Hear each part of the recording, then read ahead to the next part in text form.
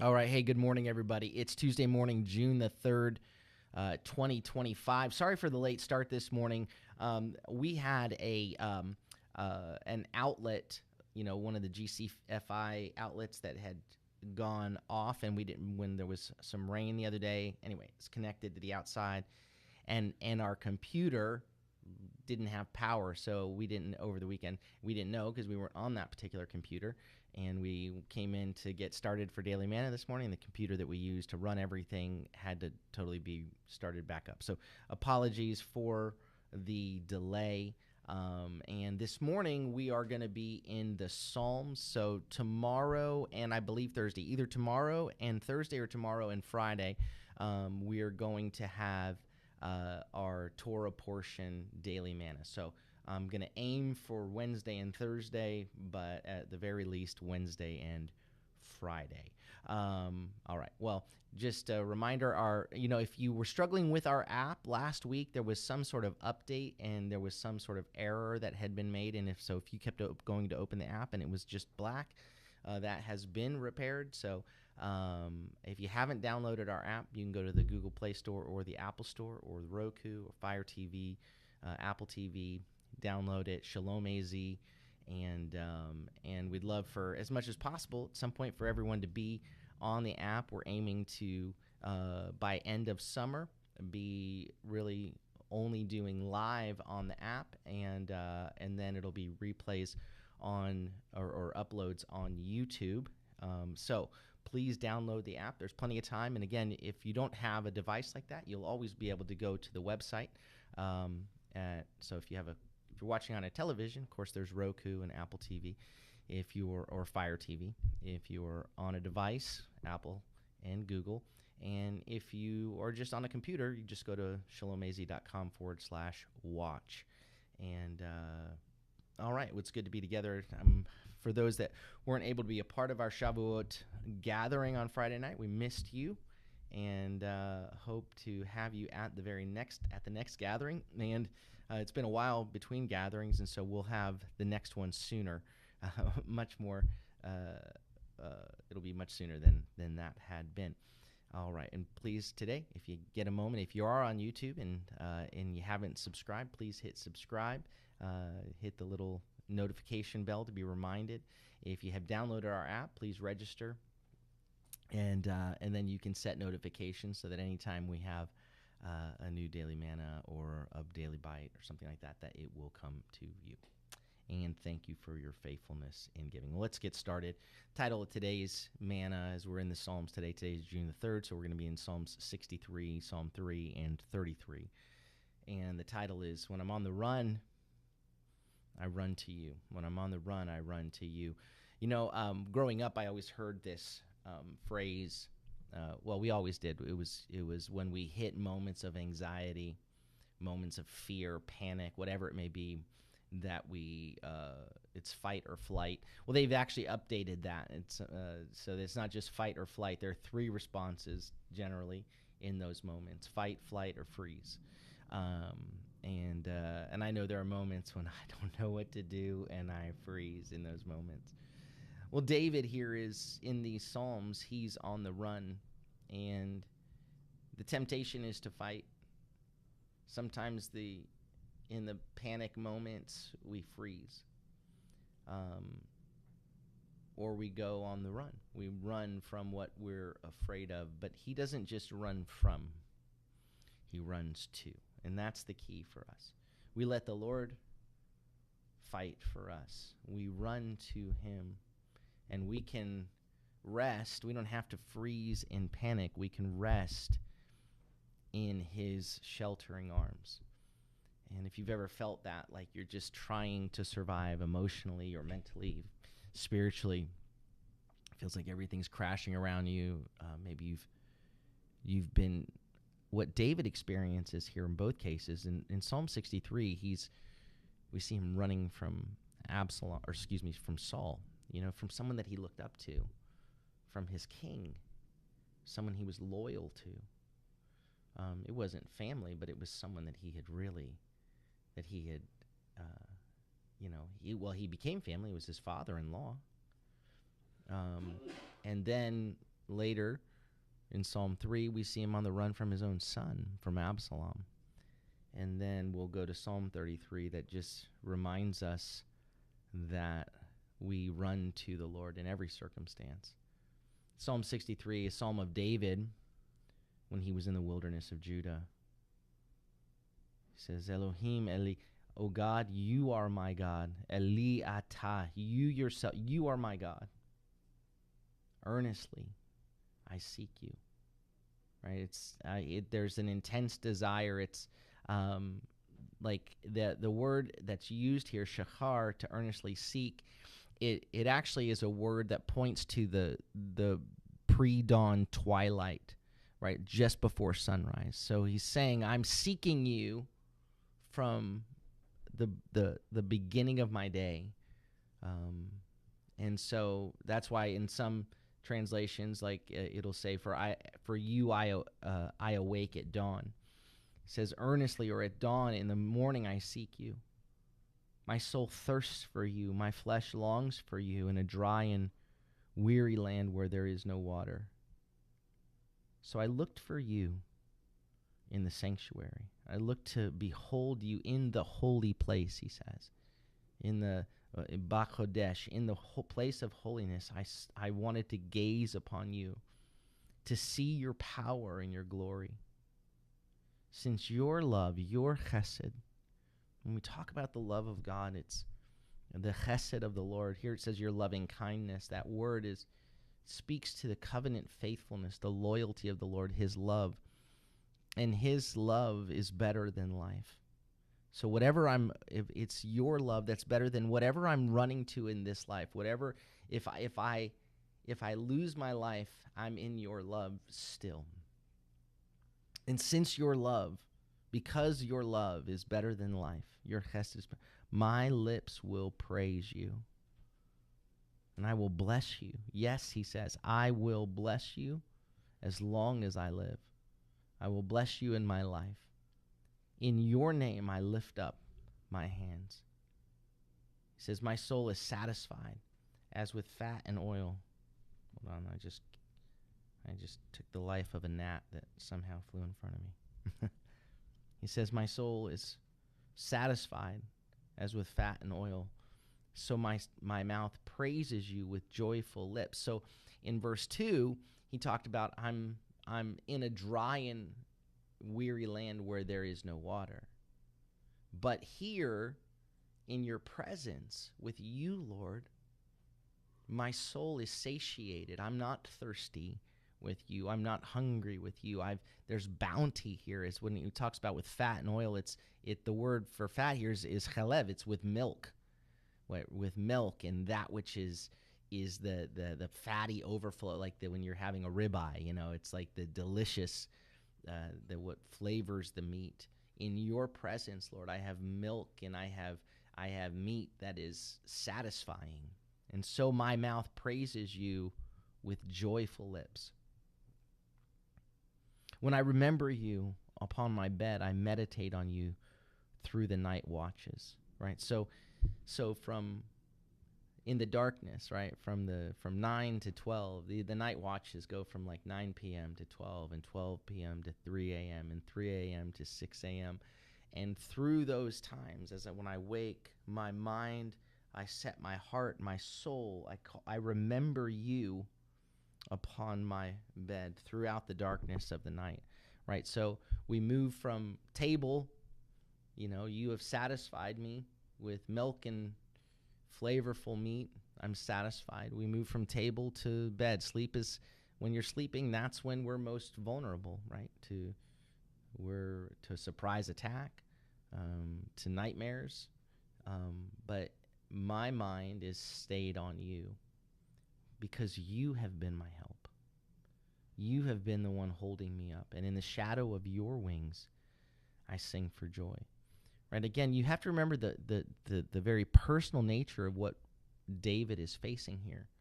The running from a king who is his father-in-law, a king that he has been faithful to, a king that he has fought for, a king that he has not sought to usurp. He does not desire to replace him. Though Samuel has come and anointed him, that was not something David pursued. And so David's not in any hurry to make that happen. And so in the midst of this, he's just saying, Lord, you're the one helping me. My hope is in you.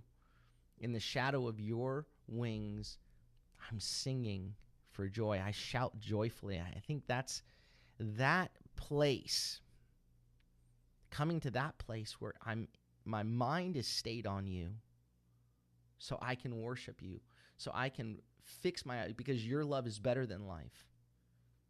So this life cannot, what I face in this life, the things that terrify me in this life, the things that make me freeze or bring fright, those things don't have control, because your love is better than life. And so for that reason, I can sing for joy in the shadow of your wings. And the idea, the picture of, so the shadow of your wings gives this imagery of the wings that are over the Ark of the Covenant, right? An image of the sanctuary, being in the presence of the Lord. He says, my soul clings to you. Your right hand upholds me, right? So the imagery there of a small child just squeezing, clinging to his father. And it says, you've got me, your right hand, you've got me in your hand. Like the Lord can still do his fighting for me. You've got me in your strong hand. You've got me protected. Your right hand upholds me. But those who seek my soul, and they who seek my soul, they will go down to the depths of the earth. They will be gutted by the sword, become prey for jackals. But the king will rejoice in God. All who swear by him will boast when the mouth speaking lies is shut. Right? I'm holding to your truth.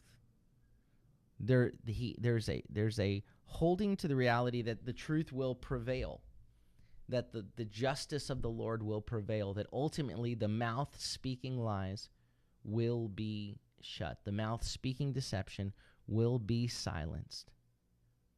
And that all who have tied themselves to lies and deception will bear that consequence. I'm clinging to you, Lord.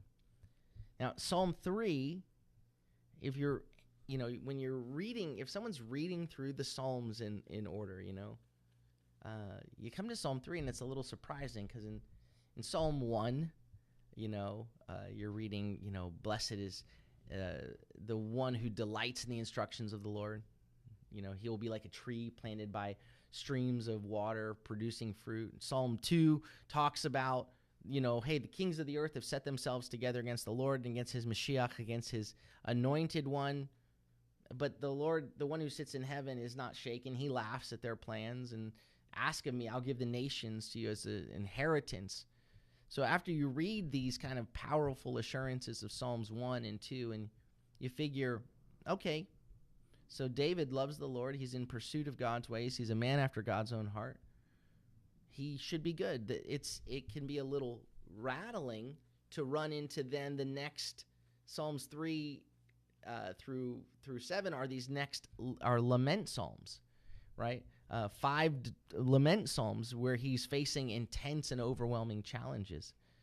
And so what you recognize is, hold on. Psalm 1 says, hold on to what God has said. Blessed is he who does not, who's not in the counsel of the wicked and sitting in the seat of the ungodly, and standing in the place of those who are against the Lord, but rather the one who wants the instructions of the Lord. So hold on to what God has said.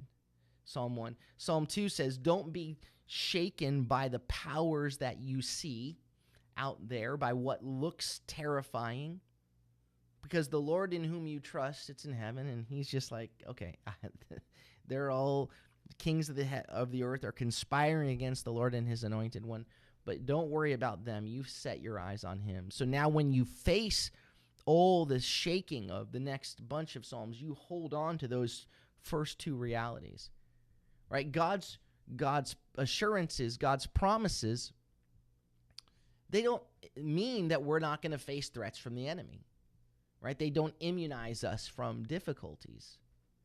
But we hold on to the fact that he is with us. When you pass through the waters, I will be with you, right? When you walk through the fire in Isaiah 43, you will not be burned, nor will the flame burn you. So here now in Psalm 3, this is a psalm of David when he fled from his son, Absalom. And again, this is the one that always gets me because David's been king for a while now.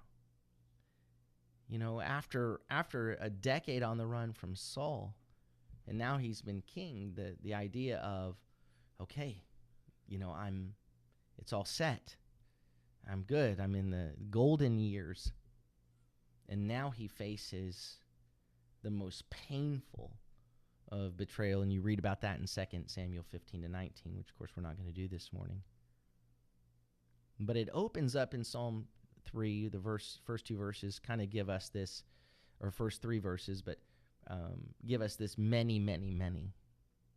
He says, Adonai, many are my foes, or how many are my distresses, or those squeezing me. Many are rising up against me. Many are taking their stand against me. Many are speaking to my soul. There is no Yeshua. There is no salvation. There is no deliverance for him in God. And then there's a Selah. So there's this many are my troubles. Many are taking their stand against me, right? So I'm feeling squeezed, and they're coming against me. And then their words, what they're saying and it's piercing the depth of me, is that you won't rescue me, Lord. You won't say, there is no Yeshua, there is no salvation, there is no deliverance for him in God. And so in the face of a multitude of many, many, many, all of this, and you're going to freeze or fight or flee, that internal conversation turns upward and says, but you, Lord, Vata, and you, Lord, you yourself. He doesn't move to talk about the Lord. He just says to you, Lord, Adonai, many are those who come against me.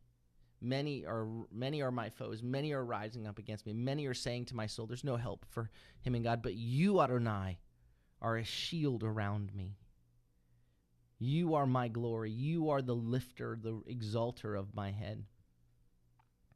I cry out to Adonai with my voice, and he answers me from his holy mountain.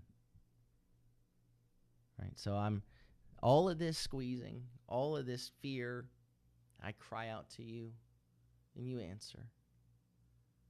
And then the result, verse 6, as for me, he says, as for me, I myself, I lie down and sleep, and I wake up, for Adonai sustains me. Right? So now I'm able to go through the night watches. I can, just as he did earlier in the wilderness, I can lie down and sleep, and I meditate on you through the night watches. And from my soul is pursuing you. Early in the morning, I rise up and seek you, right? So he awakes, recognizing the Lord is the one holding me up. The Lord is the one who sustains me. Verse 7, I will not be afraid of 10,000s or 10,000-fold, Ravav, of multitudes of people surrounding me who have taken their stand against me. Right? So that's in verses 2 and 3, it's Rav, Rav, Rav, many, many, many. And here it says, I'm not going to be afraid of the Ravav, of the many, many, the multitudes who stand against me. Right? Because you, Lord, you're a shield around me. They may come against me, but you, Lord, are a shield around me. You are my glory. You're the one who exalts my head. Not me. I'm not lifting up my own head. It's you, Lord. So he calls out, arise, Adonai, deliver me, Hoshiani, Hosanna, he says. That deliver me is Hosanna, Hoshiani. Deliver me, my God, because you strike all my enemies on the cheek. You shatter the teeth of the wicked. Right? They come at me snarling. They come at me wanting to intimidate me, and you make them toothless. They have no bite. They're going to try to gum me, right? Because you, Lord, The Lord is the one who fights for us. He's the one who strikes the cheek of those that are hostile. It says, salvation, deliverance belongs to Adonai. To Adonai is salvation. Let your blessing be upon your people. Right? So here we see he runs to the Lord in both circumstances. On the run, I'm running to you. I'm not just running from Saul. I'm not just running from Absalom. I'm running to you. I can lay down and sleep in peace because you surround me, and I call on you, and I cry out to the Lord. And the reality of the situation is many, many, many. But even though the many, many, many surround me, even though many, many, many distresses surround me and are coming in on me, I will not be afraid, right? I will sing for joy. I will shout for joy. And so Psalm 33 calls us, sing for joy to Adonai, you righteous ones. Praise is fitting for the upright. Praise is what fits, right? It's the perfect fit for the upright. How do we praise? It says, he goes, praise, give thanks. Hodu is the word praise here, verse 2 is hodu, which is to give thanks or to acknowledge. Acknowledge Adonai with the harp. Make music to him, sing praises to him, or make music with a 10-string lyre. Sing to him a new song, a song of newness, a song of freshness, a song of restoration. Play skillfully, play well, it says. Play good, it says, hatov. Play the good stuff amid shouts of joy, right? Give thanks to him with your whole being, with your instruments at hand. Sing songs of newness. Make him known. Not just with old stale stuff, but something that's fresh and bubbling over. Do it with all your might. Do it with all your skill. Right? Praise is what we should be wearing. So how should we praise, right? That's this first part. Praise, it says, sing for joy. Praise is fitting for the upright. How I'm going to praise? I'm going to praise with music. I'm going to praise with my whole heart. And then the focus of our praise is the character of God, right? Because the word, verse 4, for the word of Adonai is upright, is straight, is level. And everything he does, all his works, all his doings are done in emunah, in truth, in faithfulness, in reliability, in steadiness. Right? So God's uprightness is expressed kol ma'aseh, in all that he does. In everything that he does, it reveals his character. Verse 5, he loves righteousness and justice. The earth is full of the love of Adonai, of the chesed of Adonai, right? His word is straight and level. Everything he does is done in faithfulness. And what he does is an expression of what he loves. He loves righteousness. He loves when what is done is what is right. He loves mishpat. Mishpat speaks to making right decisions, just decisions that are good and fair in our dealings with one another, decisions that are not corrupt, that can't be swayed by bribery, by self-interest, decisions that care for the weak and the poor and the outcast and the outsider, right? That take all of that into considerations. Decisions that are appropriate, even when it's dealing with punishment, appropriate for those who have taken advantage of others. The Lord loves when things are dealt with rightly and justly. And as a result of his upright words, his faithfulness, his love is what is right. His love is what is just. And the earth is filled with his love, with his chesed. So we praise the Lord and we sing of who he is and of his character, of his faithfulness and his righteousness and his justice and his love. By Adonai's word, by the speaking of Adonai were the heavens made, and all their host, by the breath of his mouth. He gathers the waters of the sea together in a heap. He lays up deep waters in storehouses, right? So that, again, the oceans, the waters, that which is most powerful in this world, which we try to tame, but we cannot. He gathers them up and stores them. What we cannot tame, he can store. Let the earth revere Adonai, Yara. Let all the inhabitants of the world stand in awe of him. Because he spoke and it was. Just to focus on that reality, that the one who is my glory and the lifter of my head, the one who surrounds me, is worthy of my praise, because he's not just powerful. He's faithful. He's right. He's righteous. He's just. He's kind. He's loving. And he's powerful. He speaks and it is. He commanded and it stood. stood firm as a column. Adonai will foil or foils, breaks, invalidates the purpose, the plans of the nations. He thwarts the plans of the peoples. But the plan of Adonai stands forever. The purpose is of his heart from generation to generation. Blessed is the nation whose God is Adonai, the people he chose for his own inheritance. Right? So this is about specifically about the nation of Israel. Blessed are the people, blessed is the nation whose God is Adonai, the people that he chose for his possession. Then it extends to we as a people, right? As those who are walking in his ways, those who are part of the kingdom of God. It's not speaking of the kingdoms of this earth per se. It's speaking of the kingdom of God.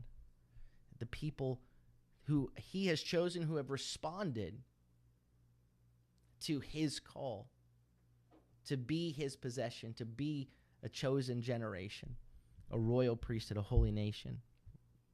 Verse 13, Adonai looks down from heaven. He sees it all. He observes all humanity. From his dwelling place, he gazes on all the inhabitants of the earth. He who shapes the hearts of all, the shaper of hearts, the discerner of deeds, right? He doesn't just shape the hearts. He gets it together. He shapes them and he understands in unity all that they do. There's a word that you don't see here. He who shapes their hearts together with discerning all that they do. He sees, right? He understands. He's not fooled. The things that surround you, the things that come against you, even those that when things come and they look like it's wickedness shielded under God talk, or under it looks like there's just no hope and everyone else is fooled. God is never fooled. He sees. The one who shapes hearts, he discerns. So, there's not a king who is saved by his great army. It says, Ein HaMelech. There is not a king. There is not one king whose victory, whose salvation, whose yasha is because of his great army. No warrior, no great one is snatched or delivered by great strength. If I can, I love, I enjoy watching World War II movies, and especially just the realism of sometimes the battle. While I don't like the bloodiness, I don't enjoy it. I don't want to walk in like delusion, like that war. I like being able to see how actually that's how bad war is. I don't want to be deluded about how bad it is. But whenever I've watched these movies that show sort of the chaos of the battle, and somehow like this, this warrior's in there and he's escaped. Bullets are flying everywhere. You don't know where grenades are dropping. You don't know where bombs are dropping. I've seen where on D-Day where they kind of, head out, and it's like, I don't care how strong or fast you are. There's all this stuff flying through there, and you talk about fight, flight, or freeze. I watch those, and here's what I know about me in my own humanity. Like, I don't think I make it past day one. Like, I'm not a hero. I mean, I'm a fighter, but I'm not a hero, and I kind of freeze sometimes in those moments, like, and I don't think I would in the chaos of it. But this says, you know what? I don't care how great the warrior is. God gets the glory for every escape, for every victory. And there's no warrior delivered by his great strength. There's not a king that's saved by his great army. If you're counting on your weapons for your salvation, you're counting on the wrong thing, right? Verse 17, a horse is a false hope. It's a deception to save. If you think your horse is going to get you through the battle or out of the battle, if you think your mighty strength or what you're depending on is going to get you, it can't do it. A horse is a deception, a false hope for victory, nor can its great strength save. Nay, behold, look, the eyes of Adonai are on those who fear him, on those who are hoping, who are waiting for his chesed, for his love to deliver, to snatch their souls from death and to keep them alive in famine. Right? So again, it doesn't tell us there's not going to be famine even, much less battle. But our hope is not in our weapons. Our hope is not in our strength. Our hope is not in our armies. Our hope is in the Lord. Our soul waits for Adonai. He, and it says emphatically, verse 20, he is our help and our shield. Our heart rejoices in him because we trusted in his holy name. Right? We rejoice because we put our confidence, our trust in his name, in his character, in the one whose word is steady and straight and reliable, the one who loves righteousness and justice, the one whose love fills the earth, the one whose plans span the generations while the plans of the nations crumble. Even when there's famine in the short term, he is over all. He keeps us alive in famine. He snatches us to safety, right? Though the sons of humanity, who he is watching, are raging, we can rejoice. And so the closing verse is, let your loving kindness, Adonai, be upon us as we have waited, as we have hoped for you. Let your love be upon us as we have hoped for you. So when everything is falling apart, you run to the Lord, right? When you're dry in a weary land where there is no water, you let time in his presence, you run to him and let his presence rehydrate your soul, right? When you can't see where to go and in the fog of all of it, in the chaos, you trust the one who he has spoken and his word still stands, right? Run to him. In the midst of your fear, run to him. In the midst of your confusion, run to him. Run to him. That's what we see over and over. Call to him, run to him, wait on him, rest in him. Amen? All right. Well, tomorrow we will be back in the Torah portion. And again, either Thursday or Friday, we'll have the second Torah portion, daily manna for the week. Again, thanks for your faithfulness, everybody. It's so good to be together daily, to worship the Lord together, to be in his word together. Let's make him known, right? May the Lord bless you and keep you. May the Lord make his face to shine upon you, be gracious unto you. May the Lord lift up his countenance upon you and give you peace. Shalom, shalom. Have a beautiful day.